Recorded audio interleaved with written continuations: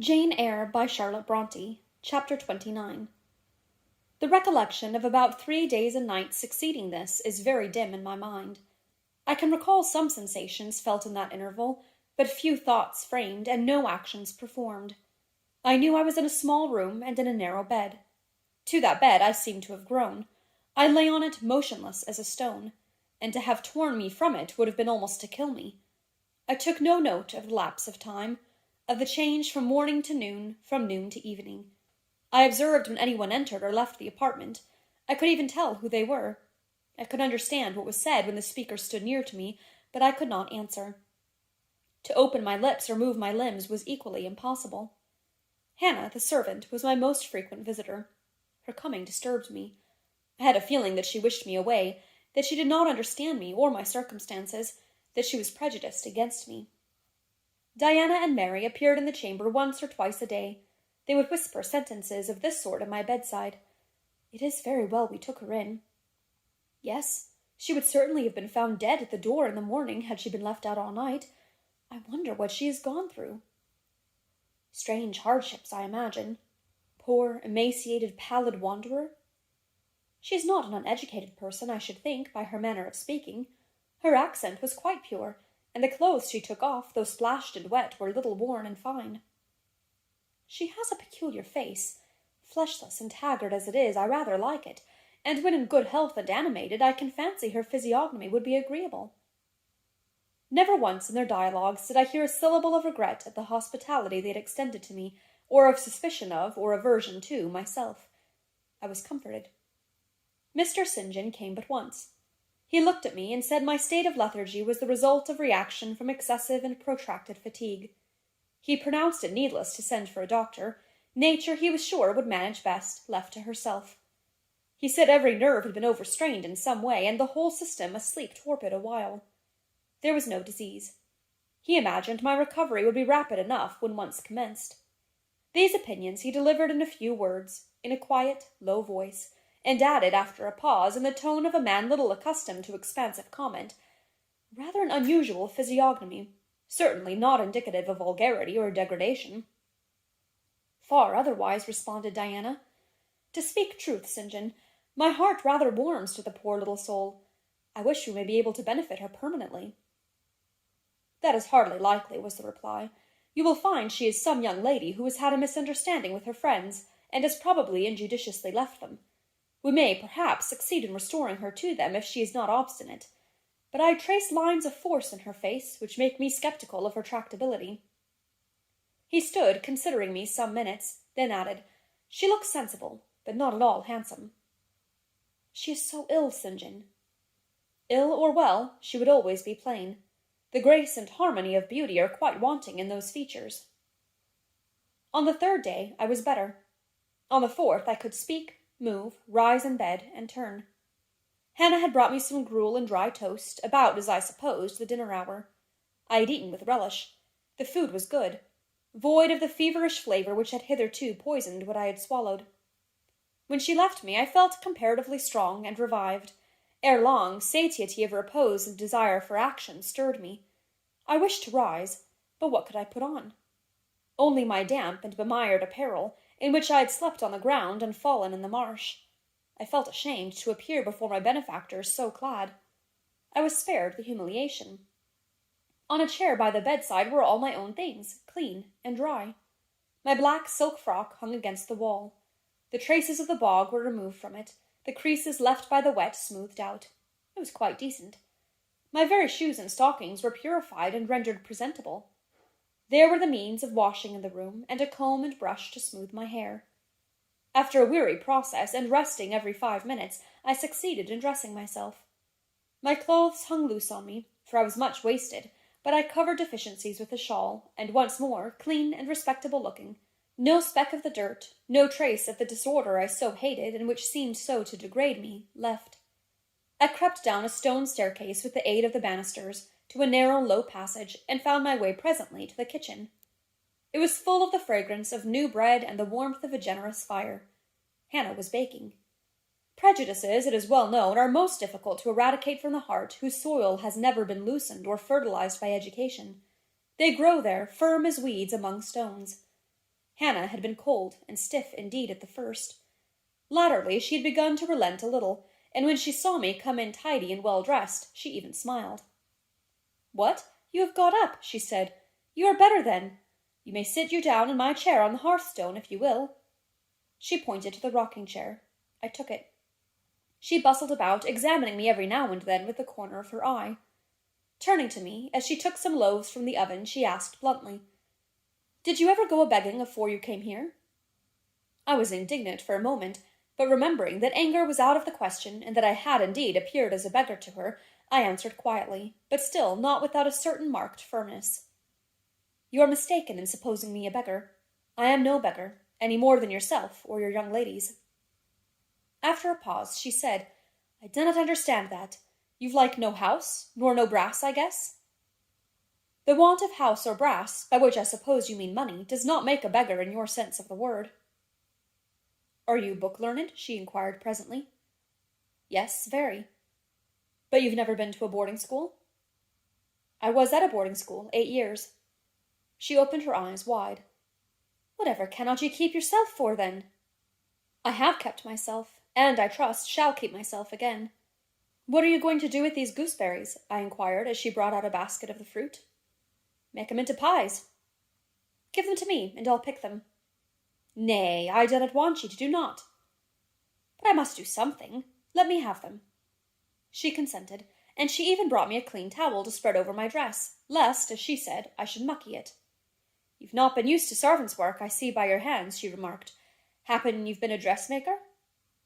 "No, you are wrong. And now never mind what I have been. Don't trouble your head further about me. But tell me the name of the house where we are." "Some calls it Marsh End, and some calls it Moor House." "And the gentleman who lives here is called Mr. St. John?" "Nay, he doesn't live here. He is only staying a while. When he is at home, he is in his own parish at Morton." "That village a few miles off?" "Aye." "And what is he?" "He is a parson." I remembered the answer of the old housekeeper at the parsonage when I had asked to see the clergyman. This, then, was his father's residence? Aye, old Mr. Rivers lived here, and his father and grandfather and great-grandfather afore him. The name, then, of that gentleman is Mr. St. John Rivers? Aye, St. John is like his christened name. And his sisters are called Diana and Mary Rivers? Yes.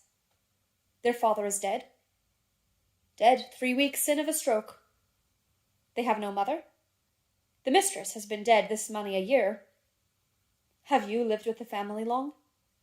I've lived here 30 year. I nursed them all 3. That proves you must have been an honest and faithful servant. I will say so much for you, though you have had the incivility to call me a beggar. She again regarded me with a surprised stare. I believe, she said, I was quite mistaken in my thoughts of you, but there is so many cheats goes about, you mun forgive me. And though, I continued rather severely, you wished to turn me from the door on a night when you should not have shut out a dog. Well, it was hard, but what can a body do? I thought more of the children nor of myself, poor things. They've like nobody to take care on 'em but me. I'm like to look sharpish.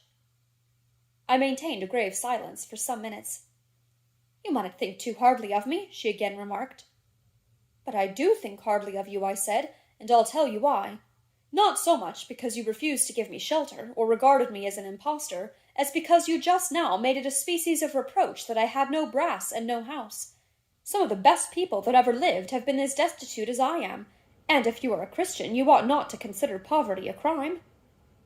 No more I ought, said she. Mr. St. John tells me so too, and I see I were wrang. But I've clear a different notion on you now to what I had. You look a right down dacent little crater. That will do. I forgive you now. Shake hands. She put her flowery and horny hand into mine. Another and heartier smile illumined her rough face, and from that moment we were friends. Hannah was evidently fond of talking. While I picked the fruit, and she made the paste for the pies, she proceeded to give me sundry details about her deceased master and mistress, and the childer, as she called the young people. Old Mr. Rivers, she said, was a plain man enough, but a gentleman, and of as ancient a family as could be found.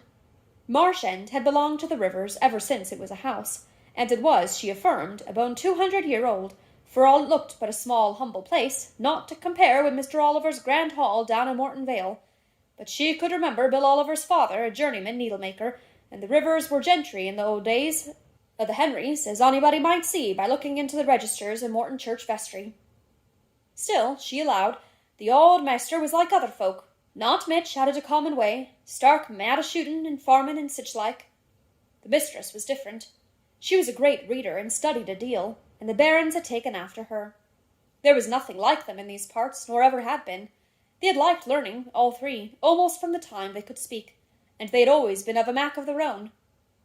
Mr. St. John, when he grew up, would go to college and be a parson, and the girls, as soon as they left school, would seek places as governesses, for they had told their father had some years ago lost a great deal of money by a man he had trusted turning bankrupt, and as he was now not rich enough to give them fortunes, they must provide for themselves. They had lived very little at home for a long while, and were only come now to stay a few weeks on account of their father's death, but they did so like Marsh End and Morton and all these moors and hills about. They had been in London and many other grand towns, but they always said there was no place like home, and then they were so agreeable with each other, never fell out nor thrept. She did not know where there was such a family for being united. Having finished my task of gooseberry picking, I asked where the two ladies and their brother were now. Gone over to Morton for a walk, but they would be back in half an hour to tea. They returned within the time Hannah had allotted them. They entered by the kitchen door. Mr. St. John, when he saw me, merely bowed and passed through. The two ladies stopped. Mary, in a few words, kindly and calmly expressed the pleasure she felt in seeing me well enough to be able to come down. Diana took my hand. She shook her head at me. "You should have waited for my leave to descend," she said. "You still look very pale, and so thin. Poor child, poor girl." Diana had a voice toned to my ear like the cooing of a dove. She possessed eyes whose gaze I delighted to encounter. Her whole face seemed to me full of charm. Mary's countenance was equally intelligent, her features equally pretty, but her expression was more reserved, and her manners, though gentle, more distant. Diana looked and spoke with a certain authority. She had a will, evidently. It was my nature to feel pleasing in yielding to an authority supported like hers, and to bend, where my conscience and self-respect permitted, to an active will. "And what business have you here?" she continued. "It is not your place. Mary and I sit in the kitchen sometimes, because at home we like to be free, even to license, but you are a visitor, and must go into the parlour." "I am very well here." "Not at all, with Hannah bustling about and covering you with flour." "Besides, the fire is too hot for you," interposed Mary. "To be sure," added her sister. "Come, you must be obedient." And still holding my hand, she made me rise, and led me into the inner room. "Sit there," she said, placing me on the sofa, "while we take our things off and get the tea ready. It is another privilege we exercise in our little moorland home, to prepare our own meals when we are so inclined, or when Hannah is baking, brewing, washing, or ironing." She closed the door, leaving me solus with Mr. St. John, who sat opposite, a book or newspaper in his hand. I examined first the parlour, and then its occupant. The parlour was rather a small room, very plainly furnished, yet comfortable, because clean and neat. The old-fashioned chairs were very bright, and the walnut wood table was like a looking-glass. A few strange, antique portraits of the men and women of other days decorated the stained walls. A cupboard with glass doors contained some books and an ancient set of china. There was no superfluous ornament in the room, not one modern piece of furniture, save a brace of work-boxes and a lady's desk in rosewood, which stood on a side-table.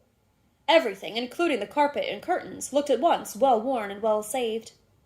Mr. St. John, sitting as still as one of the dusty pictures on the walls, keeping his eyes fixed on the page he perused, and his lips mutely sealed, was easy enough to examine. Had he been a statue instead of a man, he could not have been easier. He was young, perhaps from 28 to 30, tall, slender. His face riveted the eye. It was like a Greek face, very pure in outline, quite a straight, classic nose, quite an Athenian mouth and chin. It is seldom, indeed, an English face comes so near the antique models as did his. He might well be a little shocked at the irregularity of my lineaments, his own being so harmonious. His eyes were large and blue, with brown lashes. His high forehead, colourless as ivory, was partially streaked over by careless locks of fair hair. This is a gentle delineation, is it not, reader? Yet he whom it describes scarcely impressed one with the idea of a gentle, a yielding, an impressible, or even of a placid nature. Quiescent as he now sat, there was something about his nostril, his mouth, his brow, which, to my perceptions, indicated elements within either restless, or hard, or eager.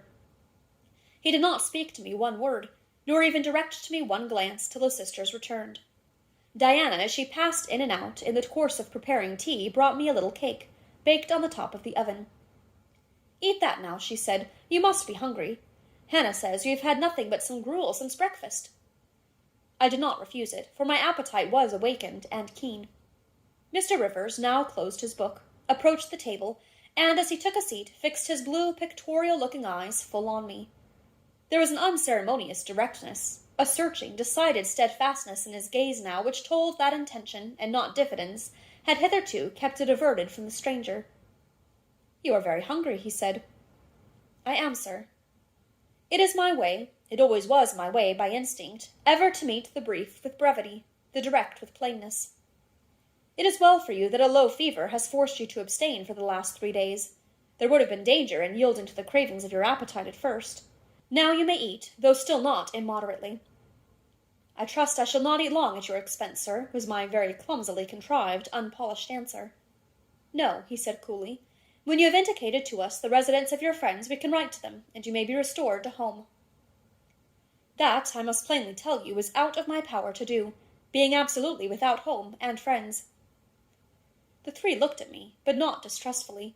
I felt there was no suspicion in their glances. There was more of curiosity. I speak particularly of the young ladies. St. John's eyes, though clear enough in a literal sense, in a figurative one were difficult to fathom. He seemed to use them rather as instruments to search other people's thoughts, than as agents to reveal his own, the which combination of keenness and reserve was considerably more calculated to embarrass than to encourage. "Do you mean to say," he asked, "that you are completely isolated from every connection?" "I do. Not a tie links me to any living thing. Not a claim do I possess to admittance under any roof in England." "A most singular position at your age." Here I saw his glance directed to my hands, which were folded on the table before me. I wondered what he sought there. His words soon explained the quest. "You have never been married? You are a spinster?" Diana laughed. "Why, she can't be above 17 or 18 years old, St. John," said she. "I am near 19, but I am not married, no." I felt a burning glow mount to my face, for bitter and agitating recollections were awakened by the allusion to marriage. They all saw the embarrassment and the emotion. Diana and Mary relieved me by turning their eyes elsewhere than to my crimsoned visage, but the colder and sterner brother continued to gaze till the trouble he had excited forced out tears as well as colour. "Where did you last reside?" he now asked. "You are too inquisitive, St. John," murmured Mary in a low voice, but he leaned over the table and required an answer by a second firm and piercing look. "The name of the place where, and of the person with whom I lived, is my secret," I replied concisely. "Which, if you like, you have, in my opinion, a right to keep, both from St. John and every other questioner," remarked Diana. "Yet if I know nothing about you or your history, I cannot help you," he said, "and you need help, do you not?" "I need it, and I seek it so far, sir, that some true philanthropist will put me in the way of getting work which I can do, and the remuneration for which will keep me, if but in the barest necessities of life. I know not whether I am a true philanthropist, yet I am willing to aid you to the utmost of my power in a purpose so honest. First, then, tell me what you've been accustomed to do, and what you can do." I had now swallowed my tea. I was mightily refreshed by the beverage, as much so as a giant with wine. It gave new tone to my unstrung nerves, and enabled me to address this penetrating young judge steadily. "Mr. Rivers," I said, turning to him, and looking at him, as he looked at me, openly and without diffidence, "you and your sisters have done me a great service, the greatest man can do his fellow being. You have rescued me by your noble hospitality from death. This benefit conferred gives you an unlimited claim on my gratitude, and a claim, to a certain extent, on my confidence. I will tell you as much of the history of the wanderer you have harbored as I can tell, without compromising my own peace of mind, my own security, moral and physical, and that of others. I am an orphan, the daughter of a clergyman. My parents died before I could know them. I was brought up a dependent, educated in a charitable institution. I will even tell you the name of the establishment, where I passed 6 years as a pupil, and 2 as a teacher. Lowood Orphan Asylum, Shire. You will have heard of it, Mr. Rivers. The Reverend Robert Brocklehurst is the treasurer." "I have heard of Mr. Brocklehurst, and I have seen the school." "I left Lowood nearly a year since to become a private governess. I obtained a good situation, and was happy. This place I was obliged to leave 4 days before I came here. The reason of my departure I cannot and ought not to explain. It would be useless, dangerous, and would sound incredible. No blame attached to me. I am as free from culpability as any one of you three. Miserable I am, and must be for a time, for the catastrophe which drove me from a house I had found a paradise was of a strange and direful nature. I observed but 2 points in planning my departure: speed, secrecy. To secure these, I had to leave behind me everything I possessed except a small parcel, which, in my hurry and trouble of mind, I forgot to take out of the coach that brought me to Whitcross. To this neighbourhood, then, I came, quite destitute. I slept 2 nights in the open air, and wandered about 2 days without crossing a threshold. But twice in that space of time did I taste food, and it was when brought by hunger, exhaustion, and despair almost to the last gasp, that you, Mr. Rivers, forbade me to perish of want at your door, and took me under the shelter of your roof. I know all your sisters have done for me since, for I have not been insensible during my seeming torpor, and I owe to their spontaneous, genuine, genial compassion as large a debt as to your evangelical charity. "Don't make her talk any more now, St. John," said Diana, as I paused. "She is evidently not yet fit for excitement. Come to the sofa and sit down now, Miss Elliot." I gave an involuntary half-start at hearing the alias. I had forgotten my new name. Mr. Rivers, whom nothing seemed to escape, noticed it at once. "You said your name was Jane Elliot?" he observed. "I did say so, and it is the name by which I think it expedient to be called at present, but it is not my real name, and when I hear it, it sounds strange to me." "Your real name you will not give?" "No. I fear discovery above all things, and whatever disclosure would lead to it, I avoid." "You are quite right, I am sure," said Diana. "Now do, brother, let her be at peace awhile." But when St. John had mused a few moments, he recommenced as imperturbably and with as much acumen as ever. "You would not like to be long dependent on our hospitality. You would wish, I see, to dispense as soon as may be with my sister's compassion, and above all with my charity. I am quite sensible of the distinction drawn, nor do I resent it. It is just. You desire to be independent of us?" "I do. I have already said so. Show me how to work, or how to seek work. That is all I now ask. Then let me go, if it be but to the meanest cottage. But till then allow me to stay here. I dread another essay of the horrors of homeless destitution."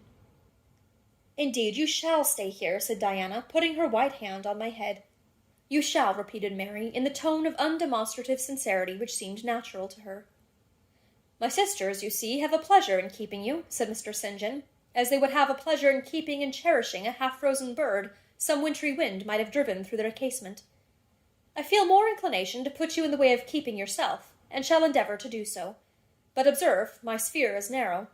I am but the incumbent of a poor country parish. My aid must be of the humblest sort. And if you are inclined to despise the day of small things, seek some more efficient succour than such as I can offer." "She has already said that she is willing to do anything honest she can do," answered Diana for me, "and you know, St. John, she has no choice of helpers. She is forced to put up with such crusty people as you." "I will be a dressmaker. I will be a plain workwoman. I will be a servant, a nurse-girl, if I can be no better," I answered. "Right," said Mr. St. John, quite coolly. "If such is your spirit, I promise to aid you, in my own time and way." He now resumed the book with which he had been occupied before tea. I soon withdrew, for I had talked as much and sat up as long as my present strength would permit.